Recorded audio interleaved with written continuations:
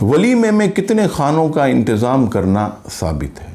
ولیمے میں 2 یا 3 کھانوں کا انتظام یہ حضور علیہ السلام کی سنت سے ثابت ہے۔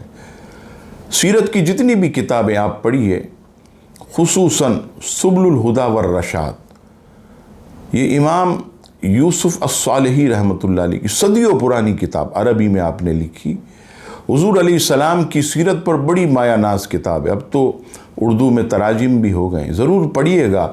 اس کے اندر نبی پاک علیہ السلام کے نکاح اور ولیمے کا جہاں آپ نے ذکر کیا تو وہاں آپ نے تفصیل سے لکھا کہ آقا کریم علیہ السلام نے اپنے کئی ولیمے کیے، کیونکہ آپ علیہ السلام نے کئی نکاح بھی فرمائے۔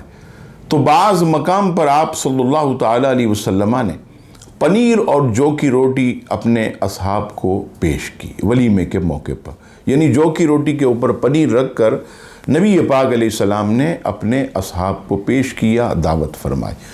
اور جو دوسری احادیث، اس میں حضور علیہ السلام نے بکری ذبح کر کے اصحاب کی دعوت ولیمہ کی۔ تو اس سے پتہ چلا کہ پنیر، جو کی روٹی اور بکری کا گوشت یہ نبی پاک صلی اللہ تعالیٰ علیہ وسلم کی دعوت ولیمہ یہ سنت ہے، ثابت ہے، اس پر ضرور جو ہے وہ عمل کرنا چاہیے۔